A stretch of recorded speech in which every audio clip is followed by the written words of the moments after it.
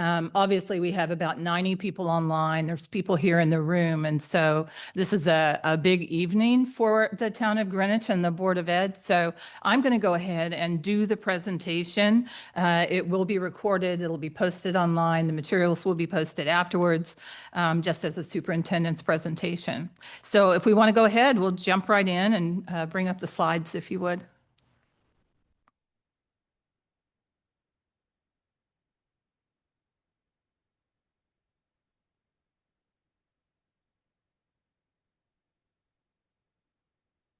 Thank you. First of all, I'm delighted to be here tonight to present the 2026-2027 operating budget. And I just want to say, a special thanks to the Board of Ed, who've done a lot of work up to this point. Also for our staff, welcome tonight, and to the community. One sec, I'm trying to get it to click. There we go. So I think everybody knows, if you're a budget watcher, that this is a 12-month budget process. We start very heavy in the summer when we're closing out one year, starting the new school year, and then we're also building a budget. But it does go on all year long up until the final decisions that happen in April and May. This budget, from an overview standpoint, keeps on track with our instructional needs. It acknowledges two distinct areas of increased cost. It also meets our legal mandates, continues the implementation of our special education action plan, and it meets our contractual obligations. We do a tremendous amount of prep work, and I would be remiss if I didn't say thank you to Ben Branyan and his entire finance team. We start with a zero base, and then we work our way back up, and I think that's very important. We look at our academic needs. Are we getting done what we need to with our strategic plan? We look at previous and current budgets. We get our enrollment projections every year, right around October 1st, and we evaluate staffing adjustments, where we're going up, where we're going down. We look at our estimated fixed cost. Those are things like utilities, salaries. We also gather local, state, and federal funding information. For instance, this year, our revenue went slightly up again for Title I, which was really great. We're going to look at a little bit of demographics and enrollment. This is a question that I often get around town, and it is, how many of the children that live in Greenwich are actually in our public schools? And it's right around 75% on any given year. So most of the families that live in Greenwich have their children in our schools. This is the history of our student enrollment. And what you'll see is on that far left, we're nowhere near where we were our peak back in the 70s and 60s at 11,000. And we're nowhere near where that low is in that 1980s. Right now, over there on that far right, we've seen a little bit of a dip, but again, we're not at either one of those extremes right now. When we look at our student enrollment by race and ethnicity, when you look at the last 5 years, we're really pretty consistent year over year. But when you look at diversity over time in Greenwich, again, in our Greenwich Public Schools, this is something that a lot of people, especially if they're outside Greenwich, don't realize about our Greenwich Public Schools.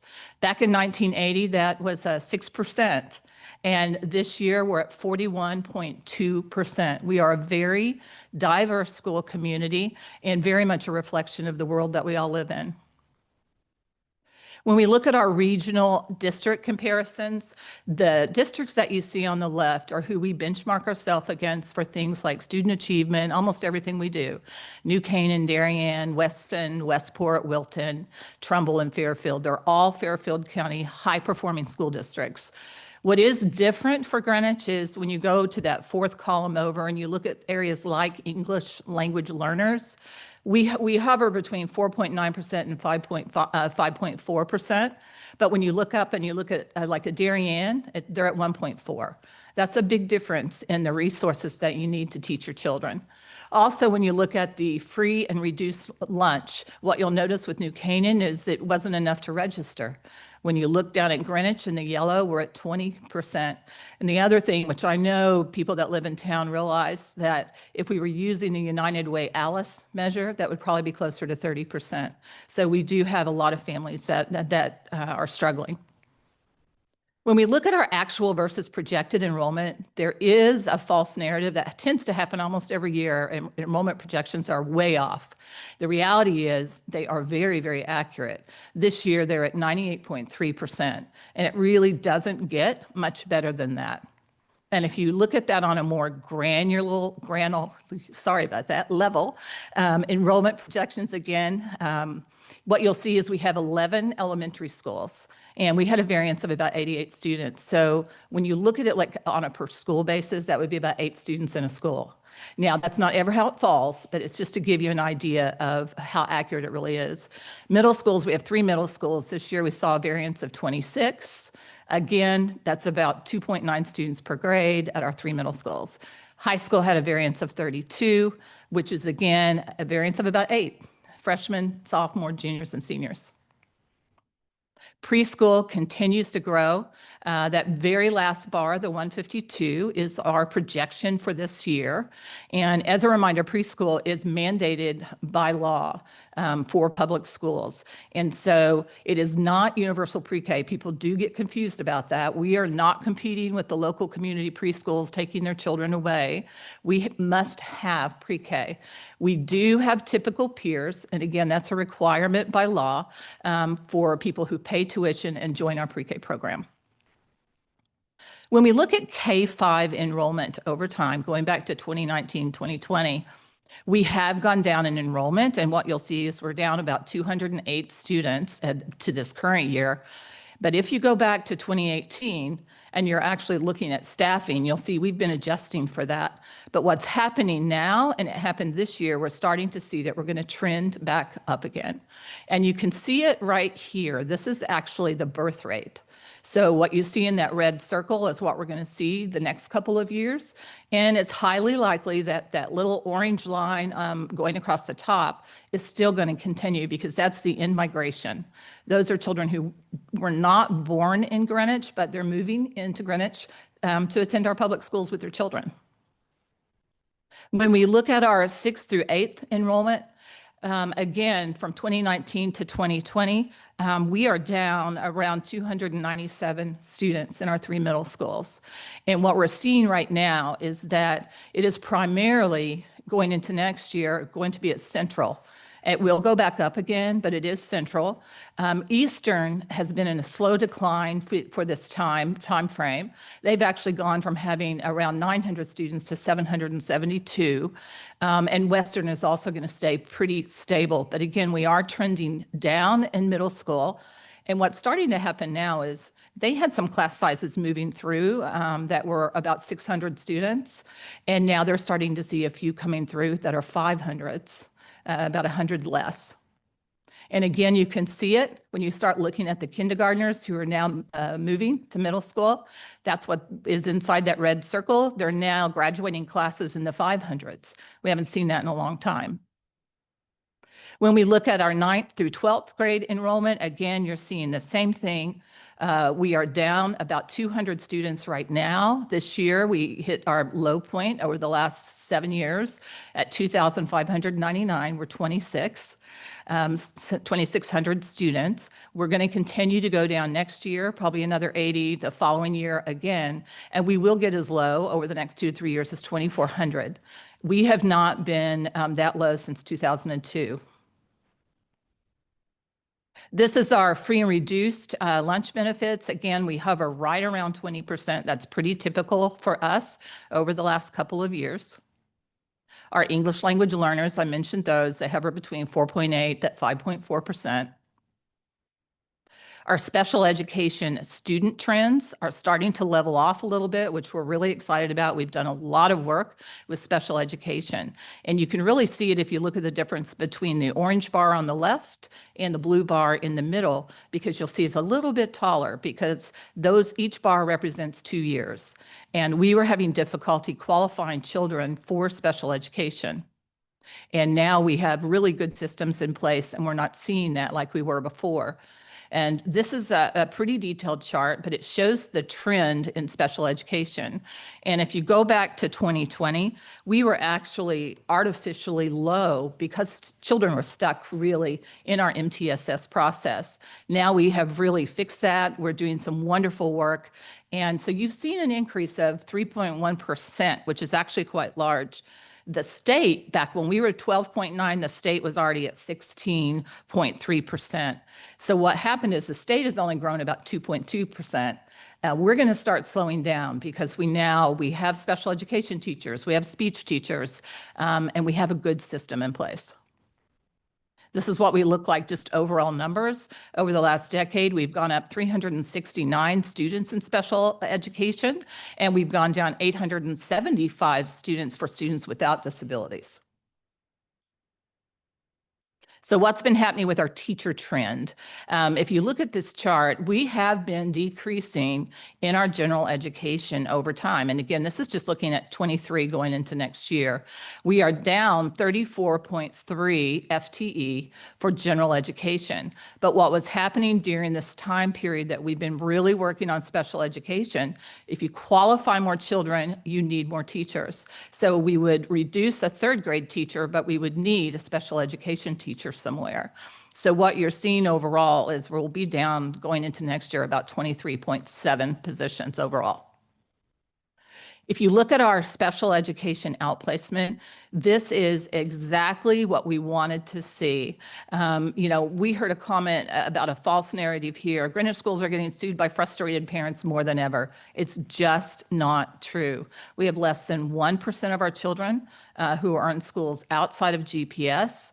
And what you're looking at here is in 2021, before we really started our work, we were starting out with 90 students already in outplacements and settlements. What you see this year, that number has fallen to 68. That, again, exactly what we wanted to see happen. And because of the great work we've been doing in building programs, at the end of last year, there was about 1.1 million where we were under budget in special education. I hadn't seen that in the years that I've been here. Our elementary capacity efficiency, the chart on the bottom of this slide is one we've done for 3 or 4 years. We've done all the work in-house simply because it's expensive work to contract. This year, we did go ahead and contract with an educational master planner who is going to look at our building efficiencies for space use. They're going to apply projection analysis, and we'll have those results in January and February, which I think are going to be very helpful. Now, this is the fun part. I love talking about the achievement. We're having one of the best years we've had. If we look at the district performance index as a district, this takes into account ELA, math, and science. And keep in mind that only around approximately 25 Connecticut school districts actually met the state target. We're one of the 25, but even better than that, we're number 5 in the state. And what you'll notice is those districts, again, above us have a very different demographic. We are incredibly competitive. And I have to just say, I was thrilled that we outperformed Darien and Westport this year. That's tough to do. For our advanced placement data, again, we've gone down slightly in our enrollment in high school, but you're seeing that we actually had a 35% increase from 2021 to 2025 in the number of exams that our students are taking, and also the number of students who are taking exams. When you look at 5 years of our AP data that have scored a 3, 4, or 5, again, where they can earn college credit, it continues to go up. Last year, we were at 97.38%. Again, it doesn't get much better than that, and we give a lot of AP exams. I just have to give a shout out for the work that's been going on in science. When you look across that bottom row, you see all those 80s. Again, it's a very difficult test and it's hard to do, but even more so when you look at the cohorts. This test is only given in grades 5, 8, and 11. And when you look at going from grade 5 to grade 8, there were double-digit growth there of 10 points. And when you look at going from 8th to 11th grade, again, 16 percentage point growth. It's tremendous. And this year, we are so excited. We have 10 schools of distinction. It is unprecedented success.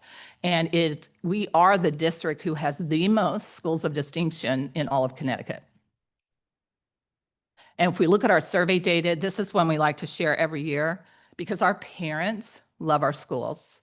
And I didn't think that in K-5 we could actually go up when we were at 92.4. And this last year, it did go up. We were almost 94% of our parents who loved their neighborhood schools. When we look at secondary and middle school, it's 85.6%. Again, they went up slightly again, and so did our high school at 82.9%. So now we're going to talk about the numbers. That's what everybody is really watching for, I know. So for the FY27 budget, 76% of our budget is spent on salaries. And behind that, we do have purchase services, which are things like OT, PT, transportation, and legal. We also have a line in there that says property, and people will ask, what does that mean? Even though it's only 2%, it's non-capital items like office and IT equipment and building materials. When we look at our salary expense, we're very proud again of this slide because our dollars go to the classroom. We spend 92% of the budget for instruction, and we are happy that our administration is at 2.9%. We keep that low, and that's where it should be. When we look at our transportation expense, the largest portion in orange is our general education transportation. That's at 38%. Behind that, we have our special education transportation, which is 37% of the budget. And then you have private school, which is 16% of the budget. And keep in mind that for private school, we are one of only approximately 10 states that require public schools to actually provide transportation for private schools. And out of those 10, we are one of only about 5 that don't get any reimbursement at all from the state. So 2 key challenges this year. Our contractual salaries are at 5.2 million, or 3.6%. Our transportation is at 2.3 million, or 18%. And if we only plugged in those 2 items, it would be at $7.5 million. So then we start looking at what are the new investments that we need this year. We know we need to complete our elementary co-taught. This is the 5th grade at Cos Cob. It's been a multi-year implementation for special education. We have a pre-K class planned for mid-year, and we also need another speech teacher for special education.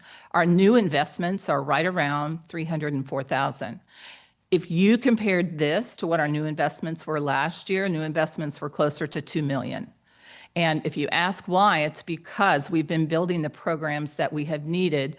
And you think back to that slide you saw earlier on our outplacement and settlements, those programs are making a big difference. But we're at the point now, we're towards the tail end of that action plan. We've been active and we got it all done. We also, as we start out building the budget, we looked at it from plugging in the salary, and then we looked at what do we have non-salary. And again, as I had mentioned earlier, we start with 0. So if everything stayed flat and we just put those 2 items in, where would we be? And transportation was the non-salary big increase.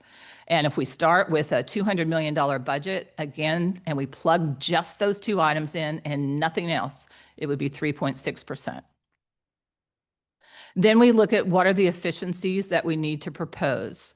And this year, our efficiencies are based around the analysis of our schedules, especially in secondary, and the analysis of our enrollment and what's happening with enrollment. So we have about 11.5 full-time equivalent, 10.5 are in the GEA union, and 1.0 is in our administrative union for 1.3 million. The summer school efficiency is right around a half a million. I'll have a slide on that in just a second. Our utilities, we have a decrease of 150,000. Our per pupil allocation, that's based on just fewer students because that's your per student amount that we give the schools to run their schools. We have a lower accumulated vacation and sick by about 40,000. This is just, again, as we analyze the budget, it's a line going down because the trend over the last few years has not been at that level, so we can reduce it by 40,000. We also have print shop supplies. Last year, we did have a courier. That was one of the reductions coming into this year. We don't have a courier or a print shop, so we zeroed that out. And again, we have efficiencies at $2 million. When we talk about the staffing efficiencies, again, I mentioned 10.5 of those, 6.5 are at GHS, 4.0 are at Central Middle School. And again, it is based on the enrollment. When we look at our GHS administrative, what you'll notice is there's a 1.0 coming down there. We have automated our Greenwich High School schedule in the spring of 25. We're in the process of automating our middle school schedules for the spring of 26. We can now get a higher level of data concerning teacher course loads, number of sections, greater analysis of student requests. For me, it's been greatly enhanced. And it brings our administration and GHS more in line with peer districts. And the way you look at that is the number of students per administrators. When we look at summer school efficiency, this is probably one of my favorite ones. And if you're wondering like how this works, I would encourage you to watch the summer school report that was given at the Board of Ed, where you can watch the whole thing. But in 2024, we had 549 students. We increased by 46% in our student enrollment last year in summer school. But if you look at the right-hand side, it actually took less staff to run the newer model, and it was more attractive, especially to our high school students, where they had much more flexibility, and we didn't need to cancel classes on them like we had in previous years. And again, we were able to recover more credits for our students, and we had 171 students that were able to get their personal finance credit, which is now a required class. And that means that they do it in the summer, they can take something else that they really want to take during the school year. And again, you can see just enrollment on the right more than doubled. When we look at the BET guidelines that were voted on October 21st, we did not get a printed copy. We've all watched the meeting several times. We started out this year with an approved budget of $198 million, and we had a non-lapsing account which had to be used to run transportation for this school year of $2.5 million. So that puts us with a revised budget of $200,882,430 to run the school year. So when we apply a 3.25 growth to that budget, we would have $6.5 million increase to be able to utilize. This budget actually comes in slightly below guidelines at 3.13% or almost 3 million. So going forward, this funds minimal new investment, and not because we didn't just want to put something in the budget, it's because we didn't need it. We have built our programs, and it adjusts for the declining enrollment that is just now starting to move through middle school and high school. Again, we've seen it at elementary for the last 5 to 7 years. People just don't notice it as much at elementary. From 2018 through last year, we were down 16 elementary classrooms. But when somebody retires, you just don't replace them. And so people tend not to notice. It also funds the curriculum management plan to keep us on pace for excellence. The upcoming budget schedule, we have a budget meeting on December 11th at Central Middle School. We will also talk about the budget again at our business meeting on December the 18th at Central Middle School. And we don't have the BET presentation dates or budget dates. I'm sure they'll be reorganizing and getting all of that together. PTA is already asking for it. And once we have it, we will absolutely put it out there for the public. So again, this proposed budget is at 3.13% or a 6.296 increase. So thank you very much. And I hope everybody got the information they were looking for tonight. And we look forward to lots of work over the next many months. Thank you.